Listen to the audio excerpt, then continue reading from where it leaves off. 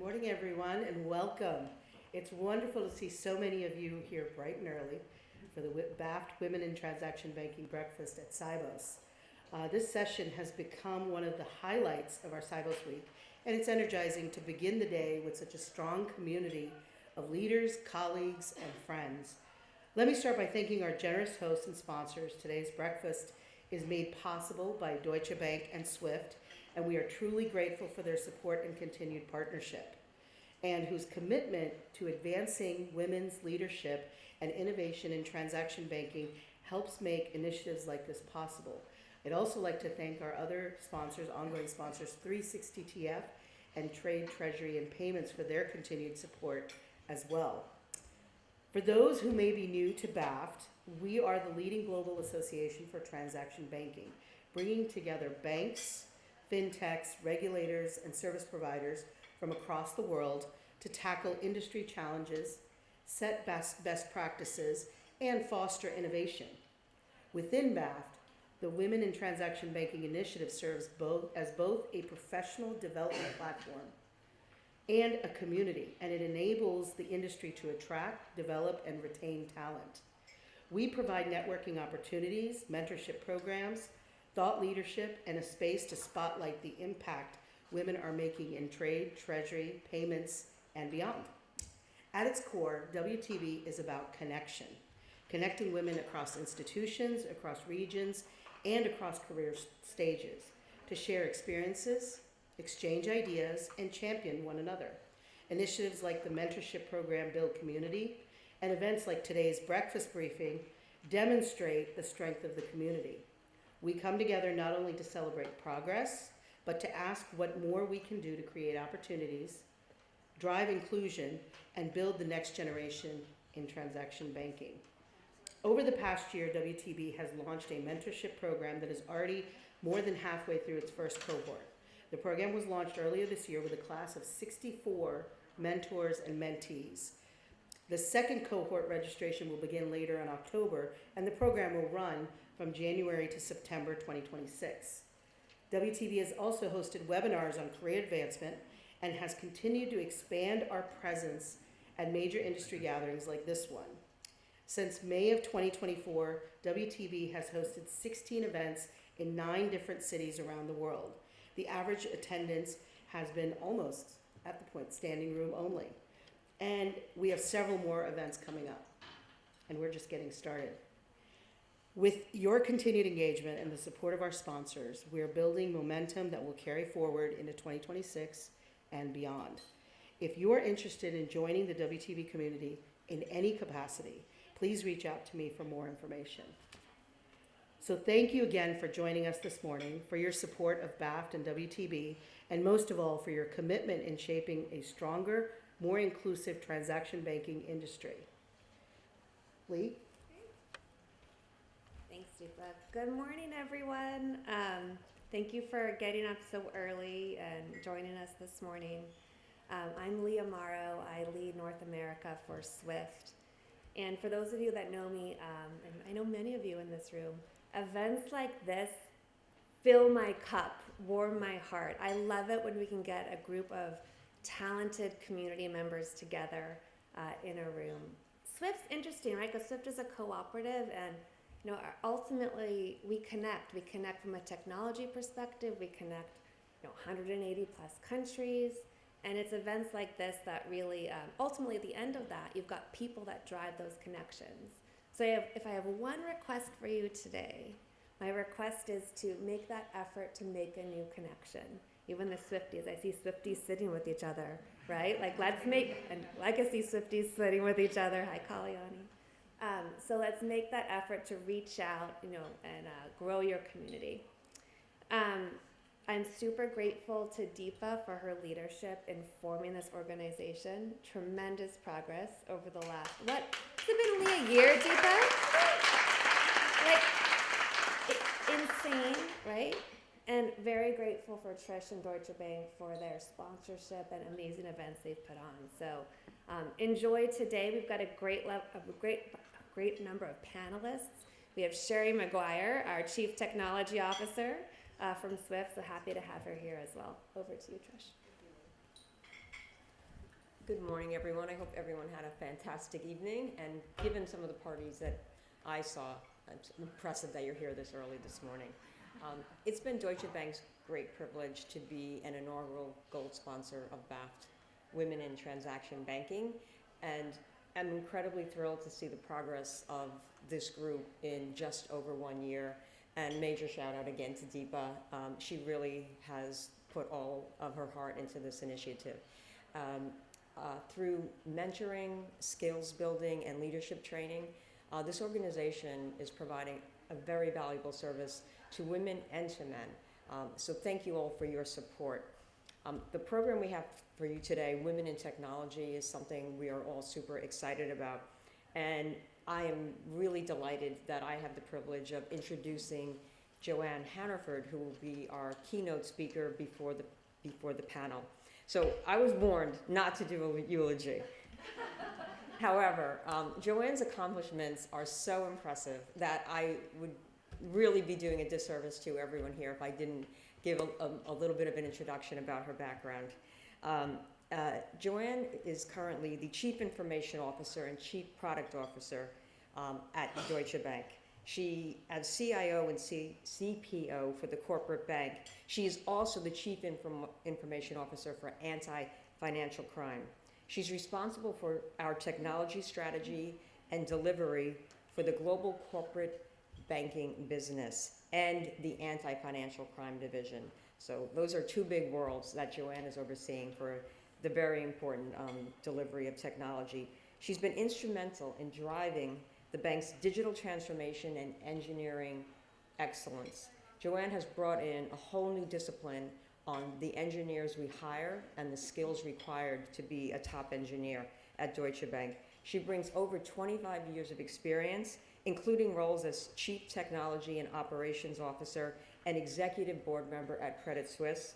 She also brings over 25 years experience in actively promoting access to technical skills. She was a partner at Goldman Sachs. Additionally, she has received honorary fellowships from the Queen Mary University in London and University College London for her achievements in diversity and in STEM. Finally, Joanne not only is a PhD, she is a major in the British Army Staff Corps and is responsible for oversighting training for hundreds of veterans. So, Joanne Hannaford. I always, when I made partner at Goldman Sachs, my older sister also worked there, and I remember she said to me, the day it was announced, she said to me, "Joe, that's a complete miracle." And I said, it's great in a way, it's a perspective, right? But what she actually meant was that, I'm a programmer, and to be recognised like that. And the Financial Times wrote this article, and they said, if you met Jo in the street, you'd never know her accomplishments. And I said to my husband, what the hell do they mean by that? You'd never know she was a... and I think the thing is that, my career is really being driven by the fact that I'm kind of feel often, I'm good at one thing. I'm not particularly good at cooking. I'm not a great gardener. I really hate terracotta pots. Every plant I put in them dies. But I'm really good at programming. From the day I began to do it, and I was lucky, I went to an all-girls school in London, and it's probably why I connect with women so well. My entire education was, in the UK they have single-sex schools, and I went to an all-girls school, obviously, but programming back then was something that women did. It was quite natural. Remember, look up Adele Goldberg today. Have you ever heard of Adele Goldberg? Adele Goldberg was a woman that really pivoted computer science to object orientation, which was a profound change, and really created what is really if you want to learn programming, you learn small talk. And so this is an industry that was created by women, and it's only really in recent times that it's become unusual, or people think it's unusual, but back then, and I loved it, and I love it now. I'm really good at it, actually. It makes complete sense to me. You know, and that's really why when I take the opportunity to come and talk to you today, and thank you very much for turning up and talking. It's so great to spend time with you, and I get so much energy from spending my time with women. It's where my source of energy is, which is, you know, weird considering the career I've chosen. But and you know, there's been 2 moments in my career where it really shocked me how important it is that we get together and help other women. When I made managing director at Goldman Sachs, I remember there was a big event and we walked into this room and there was probably 3,000 people made MD at that time. I could not see a single woman when I walked into this room. And it was really shocking to me. And when I made partner, there was, again, a similar event, much smaller, and I was like the only woman in London that made partner that year. And I remember thinking to myself, like, we really need to put some more work in and help each other. Like, and the same on the executive board at Credit Suisse, like, if we are under the delusion that being the only woman is good, let me tell you, in my experiences, it really isn't. Like, if you think that it distinguishes you being a woman in a room in a senior position, you're wrong. Because the way we think about things, the way we communicate, you know, diversity, both from a gender, race, religion, disability, creates better ideas, it creates, you know, but you've got to be in an environment where you can have that kind of voice. And I've always had a very unusual voice. I've always thought about things very differently from everybody else. I don't mean to do it. You know, I know that I construct sentences different. I think because I spent so much time programming, I'm very logical, very unemotional. I think I've turned myself into a computer, actually, over these years. But, you know, and I think maybe that's, you know. So anyway, what I wanted to talk about today, the best thing I thought I could do with these 15 minutes is share knowledge with you. The most powerful thing we can do as a female community is to go out of our way to share knowledge with each other. And time again, when I look back at my career, I think to myself, women never learn this lesson. So, you know, being a partner at Goldman Sachs, you know, especially for a long tenured partner, the thing that the women do is they do what the men do. And what men do is that they ring each other up and say, you've got to meet that chap. You've got to be aware of these 5 things. Women very rarely do that. You know, proactively sharing information. So what I'm going to do today is I'm going to share some of my strategy and knowledge to help you with a few things that might help you in your kind of day-to-day lives in terms of computing. So in the context of the corporate bank, if you look at the competitive landscape and you can read much of the Investor Day presentations, what you will see is thematically two concepts: platforms and AI. I mean, and I study them. If you read through them, they'll talk about pivoting to platforms. And there's a maturity in the computing landscape, particularly in the financial services landscape. And the 3 stages that I've noticed are this. You go from applications to platforms and platforms to services. And so if you're in an organisation that's talking about applications, in many respects that's quite antiquated. And let me tell you why. An application is like a whole series of things which are bundled together. A database, you know, typically some visualization of data like a web screen, and then obviously the compute that you use to drive that screen. And if you have, like we have, 3,000 of them in the corporate bank, it's expensive. It's very duplicative. And so what typically organisations are doing, and it doesn't scale very well, right? Like if you think about AI, reading across all of those applications and creating signals or making conclusions is very restrictive. And so what you do is you begin to aggregate them and you begin to create platforms. And then once you create platforms, they naturally evolve into a set of services that you can present to your clients differently and customise those services very quickly. So one of the trends that you see in our industry is a personalisation. So if we were here 5 years ago, you would hear organisations say, we're not customising anything, it's too expensive to customise. Customisation is expensive. We're going to create a standard product. We're going to be like Microsoft Word. You get what you're given. You know, of course, in our industry, particularly with embedded finance and the way that payments are being constructed, that is the antithesis of what you should be doing. We need to be able to personalise our clients' needs super quick. Right, the idea that we are communicating data on Excel, it's very antiquated. Excel has a limit on the amount of data you can store. We keep sending it to the wrong people. You know, it's very hard to control. The data goes out the door. Where the hell is that data gone? You know, and in fact what you want to be able to do is you want to be able to generate a web screen very quickly that's multi-dimensional, maybe has video on it and maybe has the way that you represent data in graphs, you can generate them, they're very rich. You want that to be done instantaneously. And if you think about it, that shouldn't actually be that hard. The hard part is you'd have to go across 3,000 applications to get all your data to make those conclusions, which is impossible. And, you know, when I did this experiment, you know, at Deutsche Bank, and I found a way that you could search across. We are predominantly an Oracle shop. And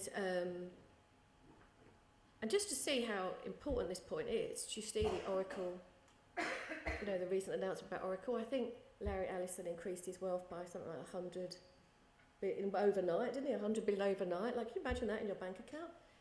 From relational databases. I just think that is just unbelievable. And I'll tell you why. If you were actually going to generate some signals from these databases and create this customization, it would be impossible. And at Deutsche Bank, I searched across these databases and I looked up my name. Hannaford is actually a relatively unique name. There's not very many Hannafords. They're all stuck in Devon still, in the south. They don't seem to have moved out of Devon. And guess how many entries of Hannaford was stored in our databases at Deutsche Bank? Just think of a number. I won't pick on you. Not pick on you, actually. I won't pick on you. Guess how many instances of it? Unique entries. 3 million. I've only been there 18 months. Patricia's probably got 20 million. So, yeah, probably even more than that. And so, if you think about what's AI going to do with that? I mean, I was reading an article the other day about AI, and it said in 2027 all of our jobs will be eliminated. I thought, I don't think so. How is AI going to make sense of that? You know, the conclusions that AI will generate with such this proliferation and this problem of data storage, it will never create the right accuracy in its recommendations to make sense of it. It's not boundless. So, the first thing I wanted to say to you in terms of my principles I wanted just to run through is, number one, the pivot to platform economics. The second point is data quality. And then the third point is, you know, the value proposition of how quickly you can deliver. And so, you know, what does good look like? So it looks like platforms and shared services, moving away from applications. It looks like clean APIs, and it looks like very rich, multi-dimensional user interfaces. You know, I was a bit disappointed post-COVID that, you know, Zoom was really overtaken by Teams. And Teams is obviously very much embedded in the Microsoft family. But this idea that you could embed into an interface, you know, and when I mean multi-dimensional, I mean, you know, video, I mean, you know, text, I mean, graphs, you know, that you could generate that and create a much richer interface and do it so that you are having a much, you know, remotely a much richer dialogue with your client, you know, as opposed to sending them an Excel spreadsheet or an email. That is a big trend in our industry. And, you know, I'm a judge for Money 2020 and I'm reading the submissions, and there's lots and lots of submissions for much, much richer user interfaces. And then we've got the proposition of speed, right? So we know that tokenization is going to drastically make collateral and liquidity more efficient. We know that it's going to continue to increase settlement times. We've got instant payments. You know, we know this time element, this time dimension is very, very important. And if you think about even over the next few weeks, what we're facing with payment verification, right? Being able to do that within less than a 10-second time, when you've got all those databases and you're searching through all this, like this is really becoming an increasing challenge. And of course, many of us face that legacy challenge of how are we going to do all of that on technology which is not designed to do any of that. It's not what this technology we're running on largely does. So the third principle is front to back design, right? The entire stack, from the interaction you want with your clients all the way through to like the ultimate point of where the payment goes out the firm or the settlement happens. That entire stack needs to look at, and it needs to run on the same standard practices. One of the things that surprised me about Google was, of course, and I'm talking on the Google panel later, but they are very rigid in their standards. Innovation doesn't have variety from a technical perspective. They have a very, very strict standard of which their software goes time to market. And it's very rigid. And they follow the exact same processes. And so innovation, I don't think stems from, a kind of free-for-all where you get programmers in and they kind of do their own thing and they innovate and they sit on that desk and they work with those users. The underlying backbone that it runs on has to be completely consistent. And it's something that throughout my career I've become increasingly obsessed with. This idea, and this is what we're going to do, this is what we're doing at Deutsche Bank. We are creating standard platforms that run across this humongous corporate banking business. And we are making some decisions technically and we are sticking to them. And every time we change them, I remind the heads of this business, and Trish is part of the heads of this business, that is a change. That's not what we agreed technically. We agreed this. This change is going to cost you X and Y. And people say to me, well, Joe, I'm going to lose control because I run my technology stack front to back now and I can do everything I want. And I'll say, yeah, that's going to cost you 100 million. Is that worth 100 million versus agreeing with your colleagues on a single platform? Like, Google doesn't have multiple search engines because this part of the advertising business likes to show blue and this part of the advertising business they don't do that. They have a single search engine. And they make agreements and they design it in a way that they have the flexibility they need. They're just computer design. You design them. You can design them for the flexibility you want to have part of them. It takes a conversation and it takes a decision. I was talking to someone at Deutsche Bank recently and we were talking about requirements documents. And I said to them, and Trish was very kind, I've been working a lot longer than 25 years. I've never had a single requirements document ever. I have a notebook, I write things down in pencil, I go back and rub it out and I correct it and I remember. And then key decisions, I document key decisions. I've never had a requirements document. I used to sit on the trading desk at Goldman's programming. No one was going to write me a requirements document in that situation. So, you don't need, the processes that you have to really think about why you have these processes. To what purpose do they add value? So the fourth principle is shared data and accountable AI. So we know that AI is as good as the data products beneath it. And I've explained, if you're all running on these massive relational databases, and that is going to be a massive blocker to innovation. And where we began to use, I was actually thinking about this. I'm presenting AI at a leadership committee on Thursday. A year ago, I wouldn't have had anything to say. That's the pace of innovation that AI presents. Now, we've got a very large agreement with Google, and fortunately for Deutsche Bank, the GCP environment has overtaken many of its competitors for offering AI and LLMs. And just to give you a quick intro, and I'm sorry if you know this, you've got the actual AI model itself, which is called a large language model, like ChatGPT. They have Gemini. And then, of course, you've got to decide how you're going to use it. Using it is as hard as using those AI modules is as hard as actually writing them. And we began to use them in a couple of ways. We began to use them. One of the historic problems in financial services is taking structured and unstructured data in real time to make conclusions. It's been impossible for us to combine those data sets, so documents and numerical aspects of structured data. And the speed of AI has allowed us for the first time to do that. And I think that for many of us, that's groundbreaking. So RFP responses that we're doing to clients can be turned around a lot quicker. And that to me is a source of tremendous, if I talked about this kind of multi-dimensional front end, that is a source of tremendous opportunity for us. Now, of course, we have to keep our humans in the loop because we're regulated. So they have to be able to explain what the AI is doing. And so, that been able to, we've actually written AI that translates the AI into English. So we have transcripts of it. And so all of these, like the way that you actually scale AI in financial services is also in its infancy. And so all of those control structures need to be there. And finally, I would like to say about diversity.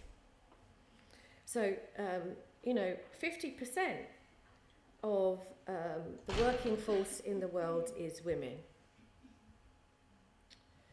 And technical skills are in very short supply. I went onto the website in London of one of the leading recruitment firms.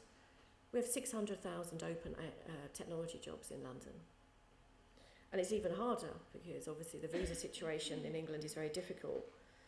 And so if we do not continue to make these environments very inclusive of different types of voices, we won't be able to compete. And the firms that I've worked for that aren't inclusive of these different voices, they've all gone out of business actually when I look at them, or been taken over.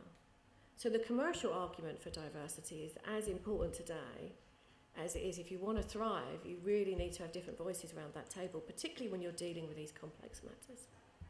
I've covered a lot of ground, haven't I, very quickly. So, yeah. Is that okay? Yeah, so I think we're coming up to do a panel now, aren't we? Yeah. Yeah. Look.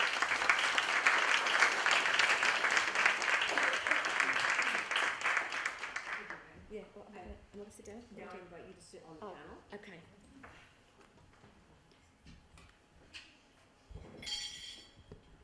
Thank you so much, Joanne.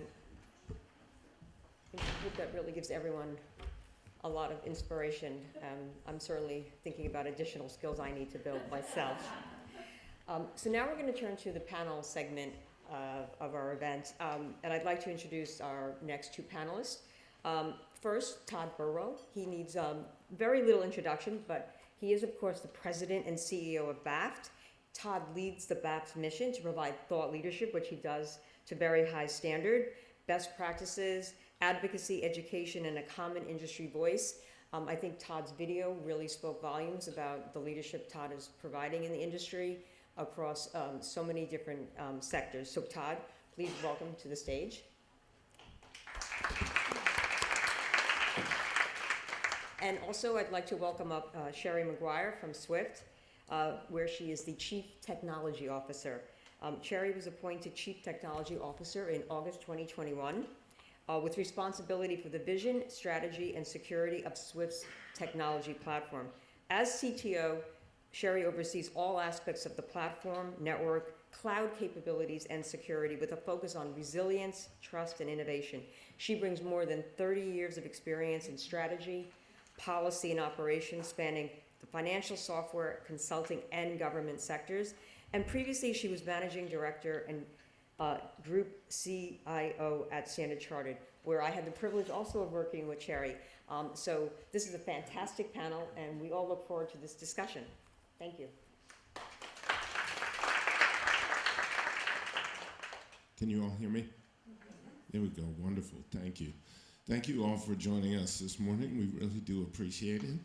I think I just want to pick up, if I can maybe start with you, Joanne. I want to pick up on the last topic you mentioned, which was diversity. And I wonder if you can share with us, strategies that you found to be effective in both attracting and retaining women, particularly in the technical roles that you talked about within the corporate banking space. Look, I think I think with diversity, it's felt when I look back at my career as if I've worked very hard to keep it relatively stable, the numbers. And so, I never let women leave. I'll do everything, not only the women that work for me. By the way, women who are in senior positions in my experience, end up having very diverse organisations. And I think there's lots of reasons we could maybe explore about why that is, but it's absolutely true that a woman in a senior role will have a much greater demographic of a much richer split of gender in their organisations. Maybe it's their network, maybe it's the environments they create being more inclusive.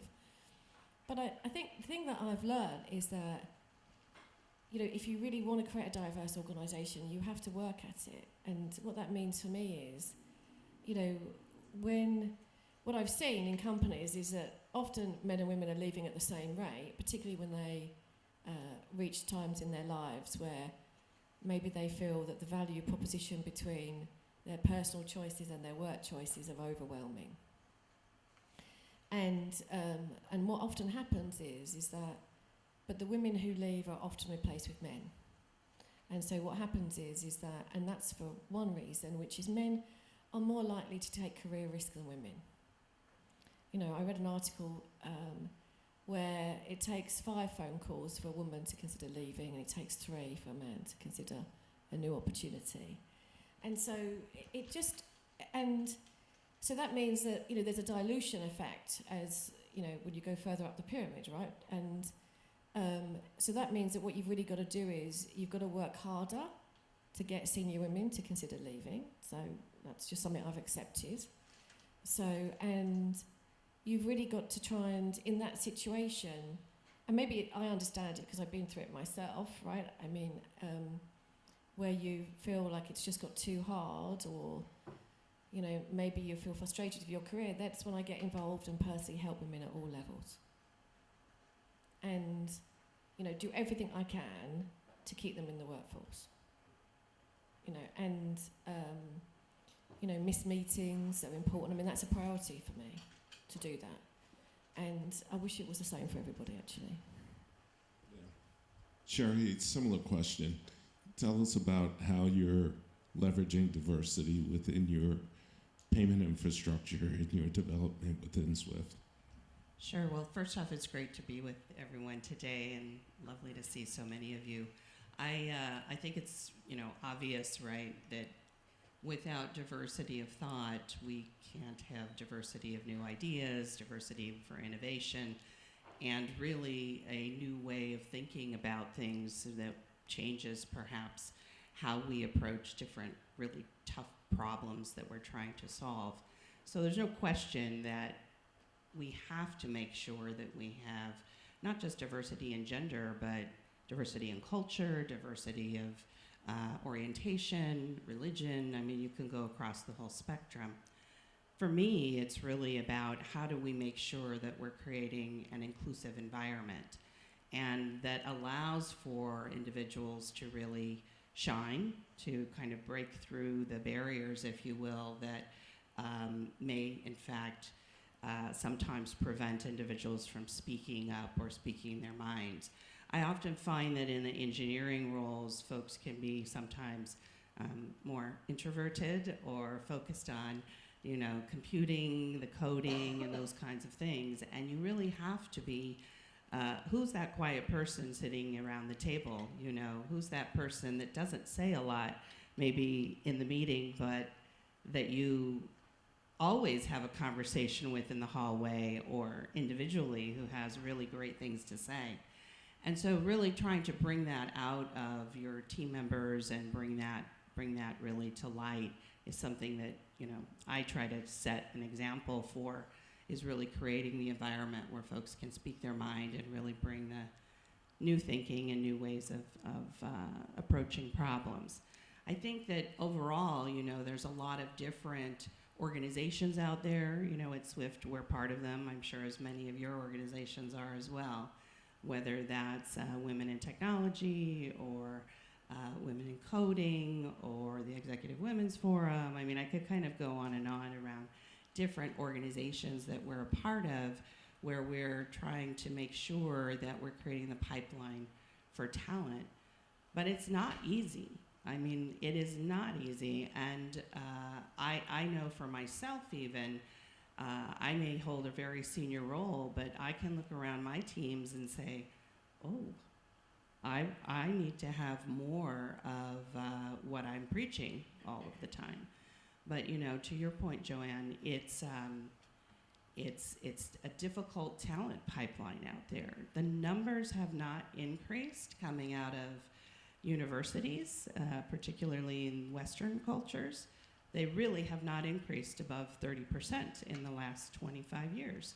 So even with all the programs and all the extra things that we're doing and investing across different communities, we're still not seeing the talent pipeline where we want it to be. Interesting. I think what we wanted to do was to maybe do a little bit of round robin in our questions. So maybe, Joanne, I'll ask if you have any thoughts that you wanted to pose to Sherry or pose to me, and we'll just kind of kick it around back and forth. You know, when you were at Standard Chartered, how did you find it culturally? Because, you know, it's a predominantly Asia culture. Like, let's just talk about cultural differences and how you adapted. It's a great question. You know, it's interesting. I was a U.S. transplant to the U.K. when I took that job, and it was my first overseas posting. So I not only was leaving the U.S. Culture, I was moving to the U.K., and everyone said, oh, it's not that different. Actually, it was quite a bit different, I have to say. And then there was a whole other cultural overlay, which was I was working for a bank that was 90% of the business was Asia, Africa, and the Middle East. So there was that overlay as well. I have to say, though, that because of the leadership at the top of the bank and the real focus on diversity, I mean, because of the diversity, because of the business being so diverse, there was a real focus on that. And even at the executive level and then within the MD level, there was a lot of women leadership, a lot of women leadership. And Trish, you would know that. You were a colleague at Stan Chart, and there was just tremendous support there for women and also for other diversity of, you know, cultures and so forth. So that made a huge difference, I have to say, because I did not find that I was fighting against some of those normal kinds of things that you would find in some organizations, and that allowed me to focus more on the job rather than some of the internal politics that we sometimes find ourselves trying to manage against. It also allowed me to focus on really building a diverse team. So I was the chief security officer at Stan Chart, and when I got there, about 20% of my team was female. When I left, I had 50% of my direct reports were female, not because I was just hiring women, but because I was noticing the talent that was untapped and also able to recruit for that. But also then they started to build out their teams, and we grew that from a 20% to 35% women overall within security before I left. And if you think it's hard to hire into tech fields, it's even harder to hire into the security field, which is a subdomain. So, you know, those are some of the key metrics that I really measured myself against as far as diversity. If I may, I want to actually follow up with you on a comment that you mentioned, and maybe it's a little bit of the elephant in the room, or maybe I'm showing my American. But you mentioned how, or at least it appears as if the advancements or the growth in diversity has maybe slowed down in the industry. And I think we've all seen studies and evidence that shows more diverse organizations are more profitable. So it's kind of conflicting, is it not? So if there's evidence that more diverse organizations are more profitable, yet the diversifying of organizations has flattened, how do we unstick that? What do you think that is, and how do we turn that dial again?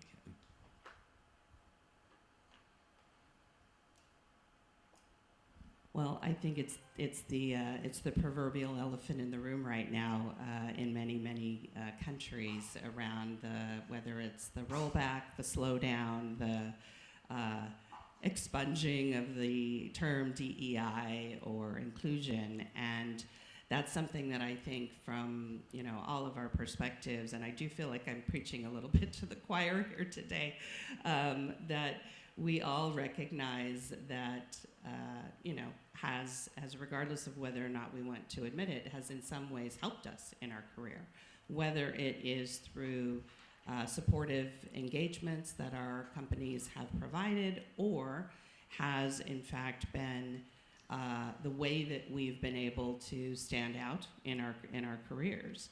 And so, sort of this view that DEI is not a good thing anymore, when you look at all of the studies that say, even I think there's a 2023 McKinsey study that said, companies that have diverse executives are 18% more profitable than others.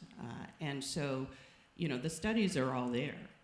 There's not really, I think, when we're talking about business, there's not really anything you can counter to say that this is not important. And if you want to be more profitable even, you should embrace the various efforts around this. So that's, I think, for me, a bit strange, right? Particularly if we're just going pure business, why would you not do this? Why would you not want to have that particular area of focus within whether it's your organization or others? But I think, for me, it's about almost now, it's about quiet consistency. You can continue to focus on this area, but maybe we have to be a little bit more quiet about it. And I don't know that that's the right approach, but certainly in my country where I'm based, it's particularly challenging right now. Joanne, I'll give you the same question. What can we do? What should we be doing to try to get this back on track? I mean, it's going in the wrong direction, for sure. And I don't even think that we are in the same place, and I worry. I think the question's an even broader question when I look. I'm based in London, although I travel extensively. I worry about women's rights in general, actually. There's a trend in the UK of, there's a massive increase in violence towards women in the UK. And we don't talk about that enough. What is going on with that? And, when did that become okay? And you begin to read every day in stories in the newspapers of really these quite horrific acts that I've never read about before. So there's definitely an undertone here that we have to, make sure that we're very cognizant of. Now, if you think about it in the workplace context, we need more women in leadership positions to really make the change that needs to happen. So what can we do to really help that? Where we see women in leadership positions, rally around them and help them, make them successful. Help your female colleagues, go out of your way to help people. I know this sounds a bit contrite, but really, I'm very serious about that. I always think about what Madeleine Albright said, that a woman who doesn't help another woman, it's like the worst thing you can do. She said something like that, didn't she? Probably. And I really think that has really stuck with me. And I think there's kind of the small things you could do day to day, but fundamentally, why are our daughters not becoming computer scientists? Why is that? I was lucky because my older sister did it, and she told me to do it, and she's really good at it, and so it was quite acceptable in my family to do that.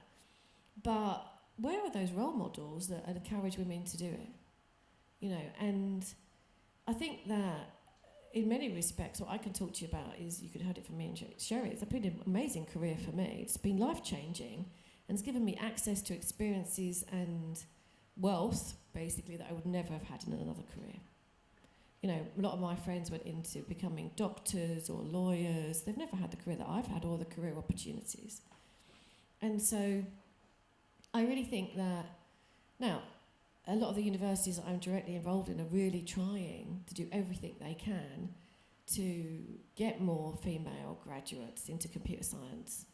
And a lot of the charities that I've been involved in are allowing access for women to learn these technical skills. One of those things that the charities have taught me, which surprised me, was that women seem to be apprehensive about programming as a career.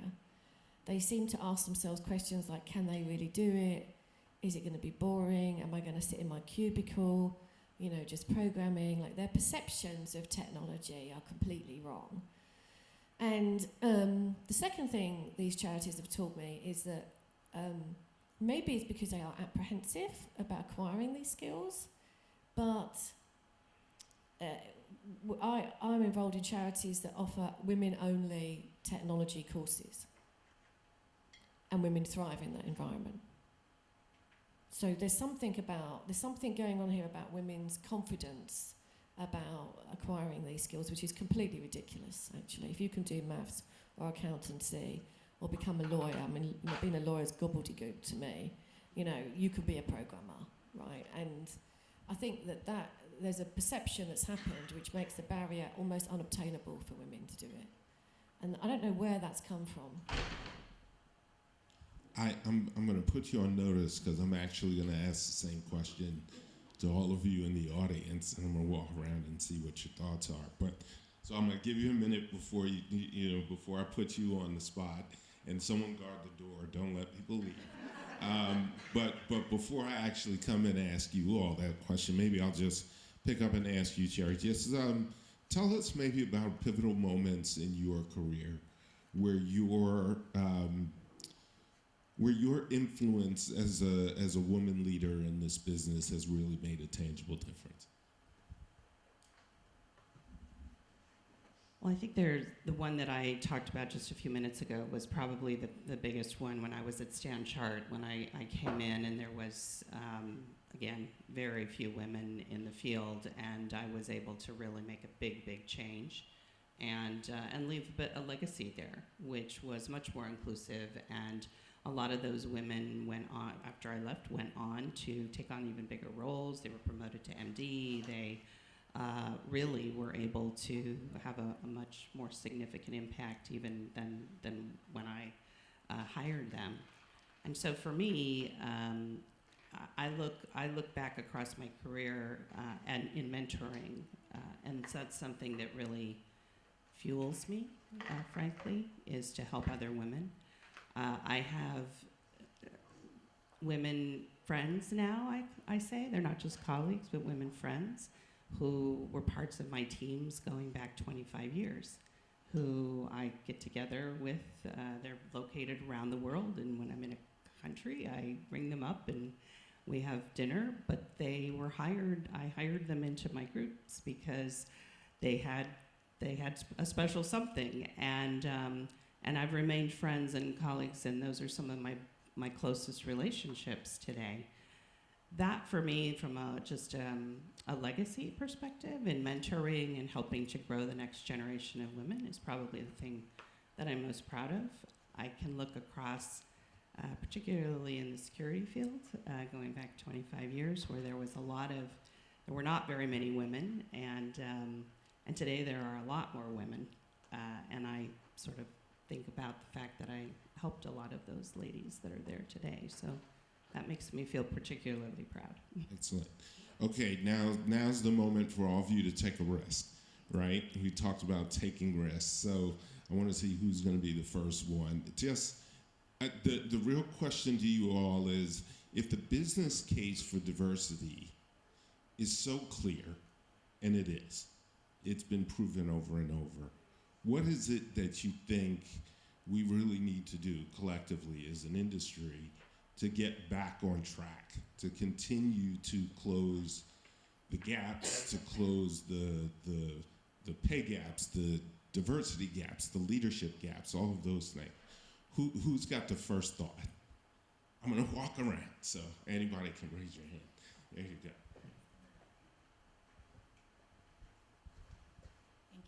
Thank you.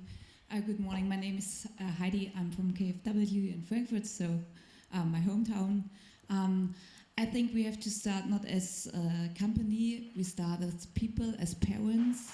We need more role models. I'm a mother of 2 girls, and we need to start to give them more role models also when they are at kindergarten. I take them to the office. I show them, I'm working for IT security, so I show them what we are doing. I connect them with the people at my business. We also have a girls' day where we invite the girls from schools just to see what's about all these technical jobs at KfW. So they come to the IT part, they go to the facility management, and they check out all these things. And so they are in a close contact at a really low age. So they see that's normal, women can do this, and I think you need to start really, really early to get the girls be on track and to see that technology is also interesting and makes a lot of fun. Thank you.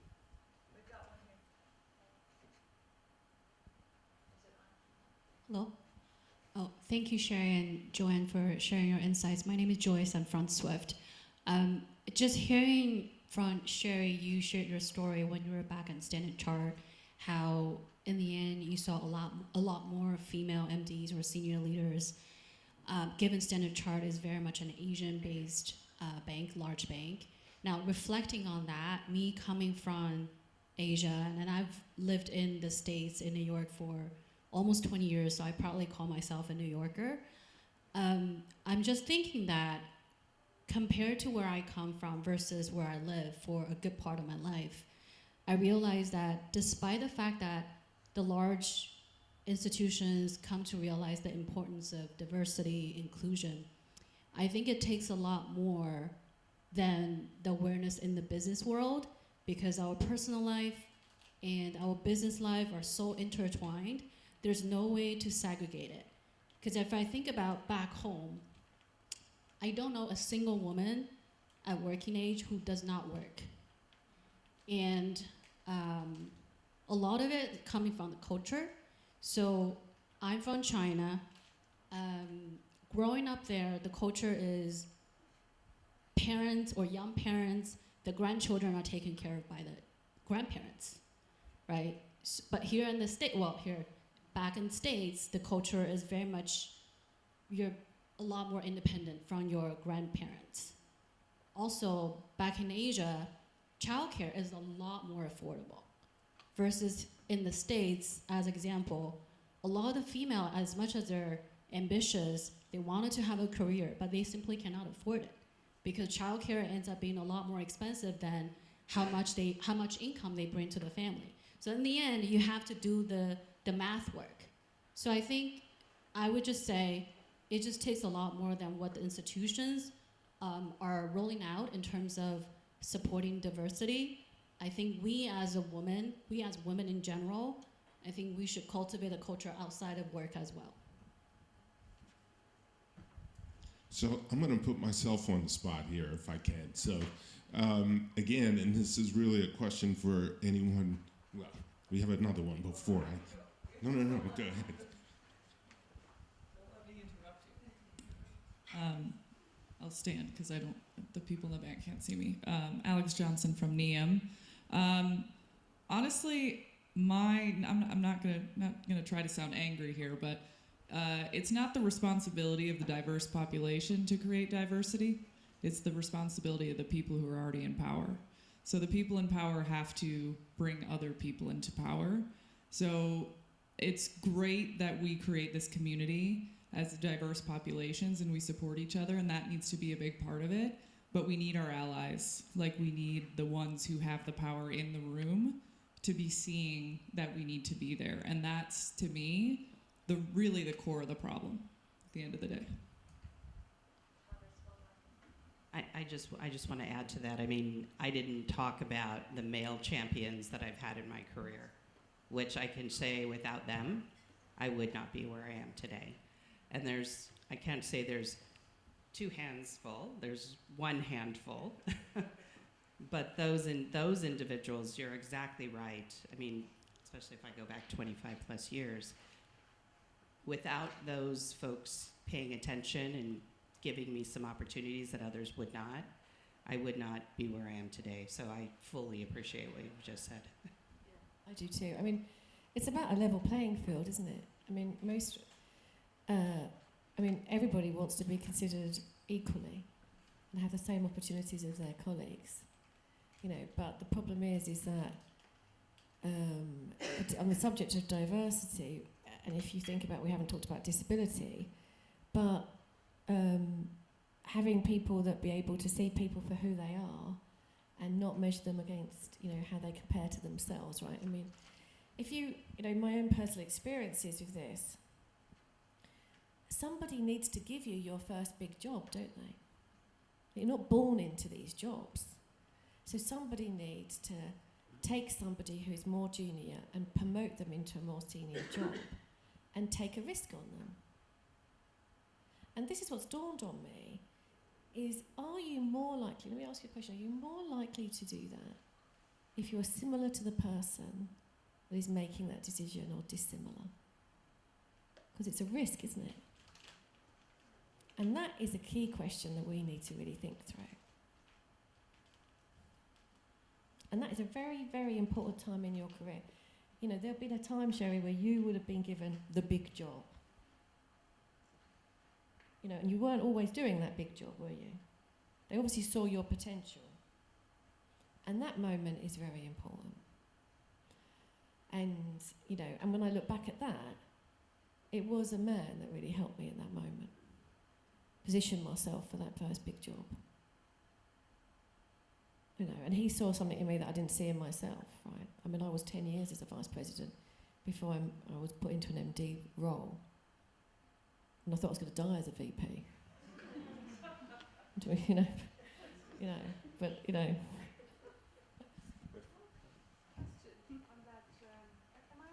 One more. Thank you.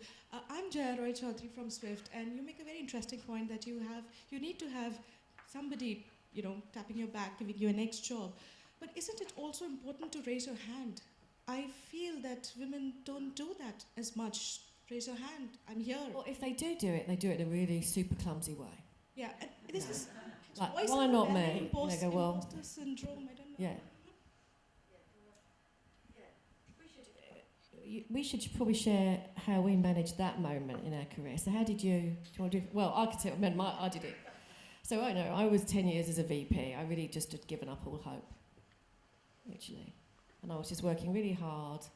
And I was pretty happy, actually. I thought being a VP at Goldman Sachs was a really good thing, you know. And, you know, I was programming away. And I would literally come into work and I would sit on the trading desk and I would put my headphones on and I would listen to Dolly Parton and I would program all day. I mean, seriously, that was my job. I mean, that was actually a job and I was actually very happy doing it. But, you know, making MD, I had no clue. I mean, when I look back, how stupid, I'd never really invested in how the process works. And then one day I worked with this guy, this trader, and he said to me, you know, you're really exceptional.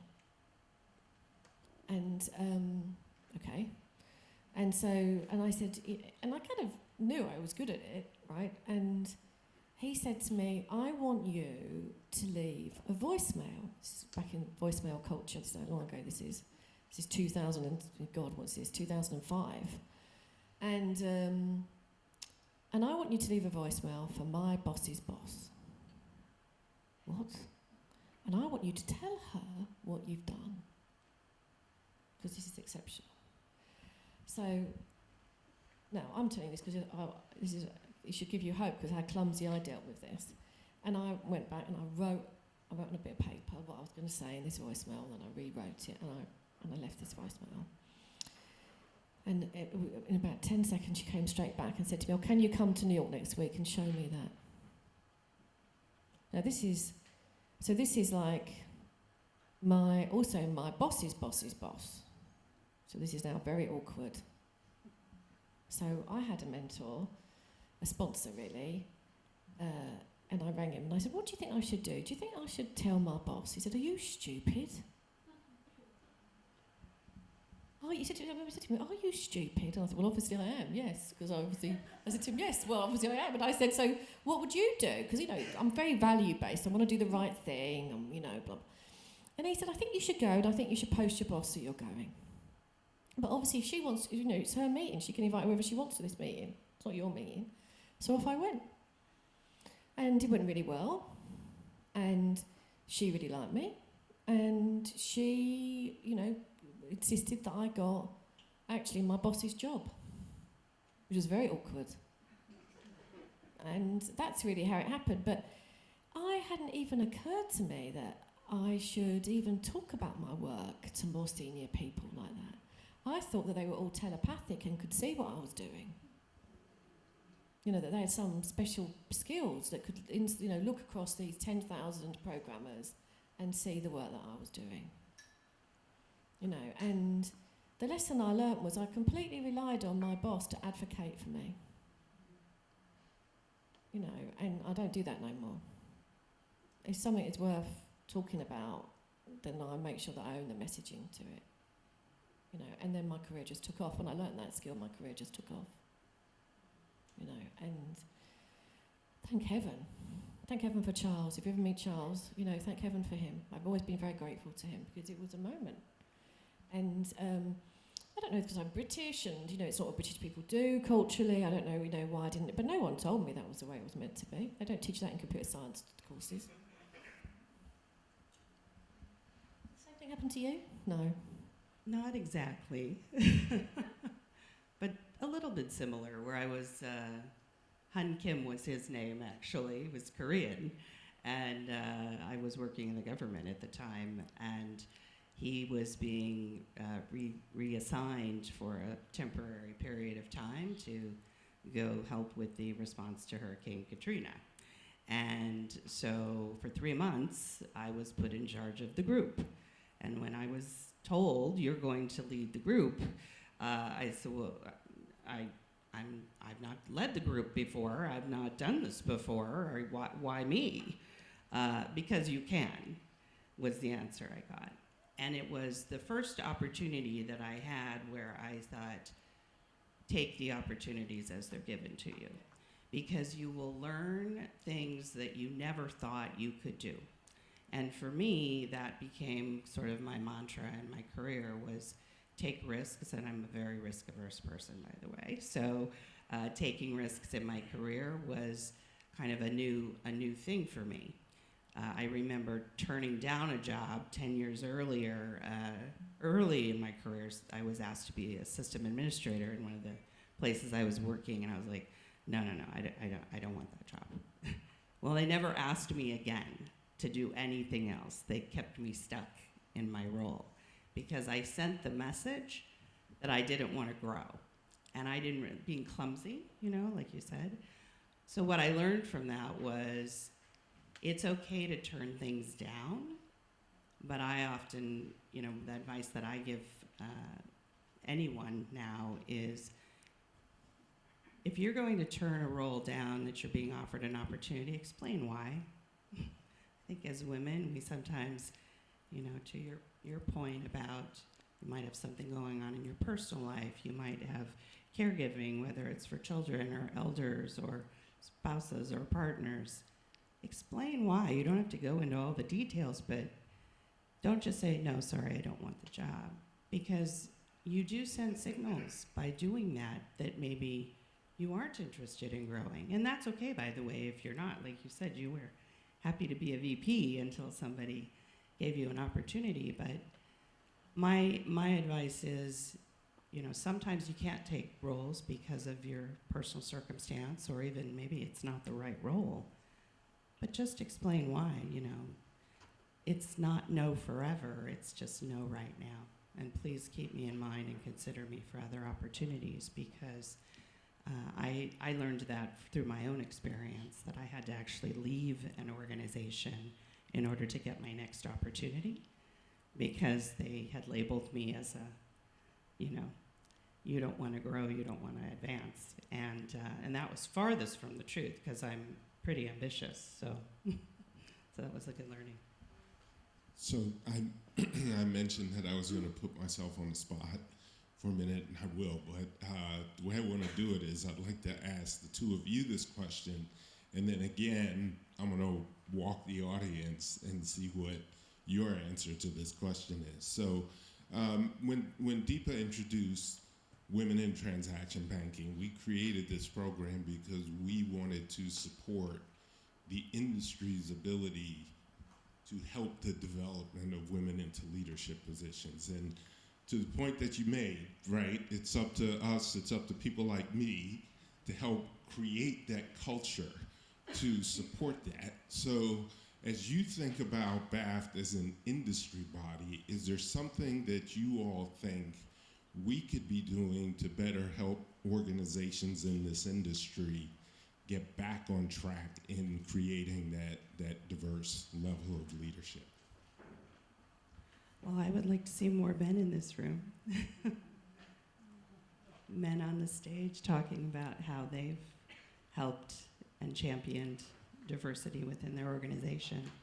I often find that at these types of events, which are fantastic and they're kind of sisterhood and let's go, but we do preach to the choir a lot amongst ourselves. And to your point, we have to have everyone rowing in the same direction to really try to make gains on this effort. And that's the part that I think sometimes I find missing in not just organizations, but in companies as well. Yeah, I mean, ultimately, you always get a metrics and measurement answer for me, but I think we want more women in senior jobs, don't we? So what I think we need to do is if you've got access to companies, suggest to women they should consider for senior jobs. If you hear jobs coming up on the marketplace, so actually I know this, through this network you get to know up and coming women and say, I think you should consider this woman. We need to put women in the dialogue for senior jobs, don't we? And I think what I want is more senior women. Right? That's what I want, and I'm not being very successful at that, but I'm trying. But that's what we want. So as you hear, if you hear, through your network, as you hear companies that maybe have got positions coming up, or that people are retiring, and you go for lunch with the CEO, or you just mention to them, well, actually, I know this set of women, or this set of women. If you could talk about them, they seem incredible, or and it doesn't take very much, does it? You hear about our stories. You just need a little bit of a nudge, and then just a course correction.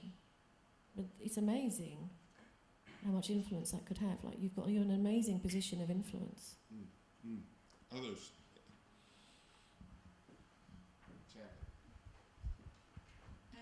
Thanks. So I'm not a woman in technology, but a woman in trade finance.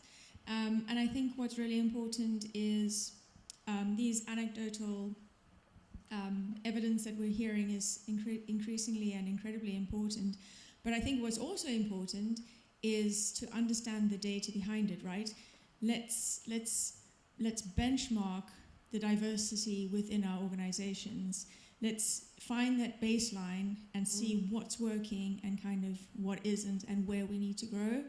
And that's something that GTR started last year. We put together the industry's first gender diversity and trade finance survey across the industry, and I would love for BAFT to support that, so we get more people filling in the survey and really understanding where we are and where we kind of want to be. We had about 300 to 400 responses across the world, but we'd love to take it further and really kind of understand where the issues are, not just in terms of gender diversity, but also generational diversity, etc., and kind of figure out where we need to grow.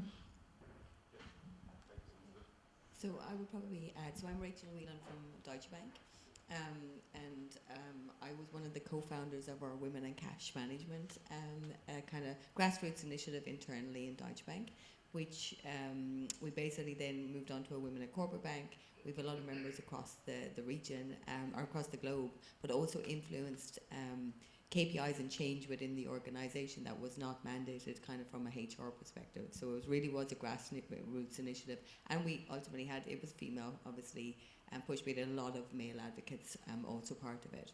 But adding to what Joanne said, I would say once you actually identify people or identify females to get to that role, I think the second stage of it, because we've been pushing an agenda of 50-50 diversity in Deutsche Bank from a promotion perspective, and from at all elements of kind of the HR system.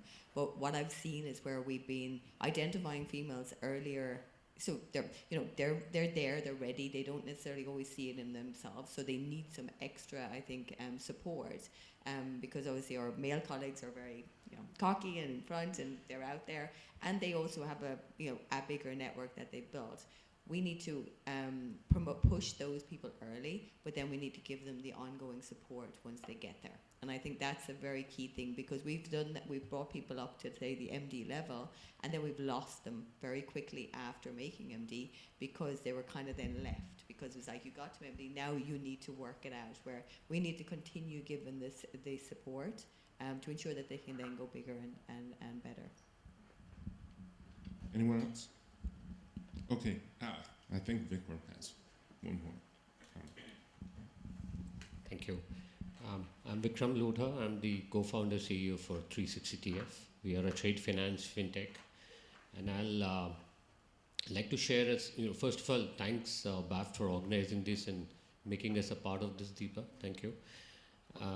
Share a small story and how we started. I've been a career banker on the transaction banking side. We started 360TF in 2020 in the peak of COVID, and my first employee was a female colleague who worked with me in the past, and I kind of convinced her to come on board, and she was taking a call on me at that point in time. I was starting afresh, and when she decided that okay, she's going ahead, a few days later she kind of called me and said, Vikram, there's a news that I need to share with you. I said okay, and she announced her pregnancy. And now this was a decision at my end, because I was starting afresh and I knew she would take a break in a few months. Quite a decision at my end, but I said, it's she who kind of believed in me a few days back, and I need to reciprocate, and kind of went ahead with it. I can share this with you that she's been one of the best, and that's been one of the best decisions that I've taken, apart from starting my own company. But she's a director with us now. She's a senior most employee, first employee, and today we are a 60-member team. 50% plus are female, and I can share this to the point that lady made. Once I got the opportunity, and we are a trade finance company, I'm kind of proud to say that we have groomed a good number of female colleagues in the trade finance world, and these are all freshers. By and large, these are all freshers who can now talk trade finance at length, with anyone around. And really happy to be here and being part of this group. Seeing so many senior colleagues around really feels great, and all I can say is we'll continue our endeavor in bringing more and more people, more and more freshers, younger females into the trade finance world is something that we'll continue to do as 360TF. Thank you. Excellent. Thank you. So maybe I'd like to get your sort of last thoughts. I'm big on takeaways and calls to action, and so maybe I'll start with you, Joanne, and then go to you, Sherry. If there's one thing that you want everyone here in this room to take away and to do to help make a difference in women innovation leadership in this industry, what would it be? I think that I think in a year's time we're going to see a fast acceleration of the adoption of AI. I would definitely get yourself on an AI course, and I would invest in those technical skills, because it's going to create an opportunity for you to be part of a new dialogue that's starting and might not start from an area of expertise. And there's some really good online courses that universities are offering. I mean, some of them are more expensive than others, but I would definitely go online and invest in it and acquire those skills. I think that you'll find it creates, I think no one knows really about AI, and so it creates an opportunity for you to maybe have a launch pad into something new and different. Maybe on the more just helping other women along is go back and identify at least one junior woman in your organization and tap her on the shoulder and ask her to go to coffee.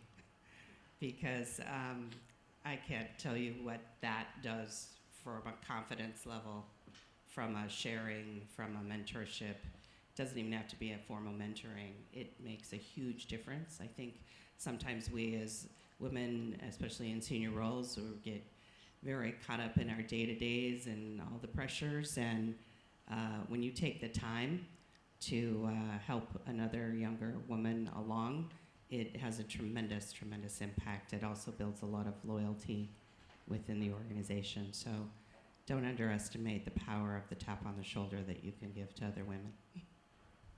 Thank you. So maybe I'll just offer a couple of my own closing thoughts.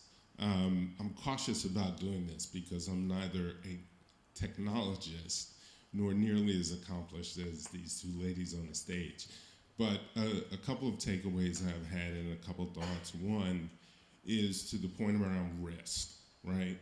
In my experience, there's no shortage of creativity in finding solutions to challenging problems. That's not the issue for women innovating in this business.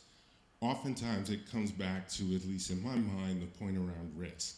And it's both a combination of being willing to take the risk, but also people like me being willing to allow people to take the risk and fail and not have the same, how do I put it? Well, I'll just say it plainly. Sometimes we allow people to fail more than once, and we don't allow other people to fail and recover. And I think we need to do a better job of being willing to allow people to take risks and to learn from not necessarily succeeding and still being willing to support them in taking risks again. Another thing that I've seen, which is a little bit of a challenge that I pose to some of the banks here, I was talking to some venture capitalists. Now, if you look at women in the banking or finance industry, women make up roughly 50% of the banking industry, but it's probably about 25% in leadership positions. And then if you look at the number of venture capital funded initiatives that are led by women, it's only about 15%.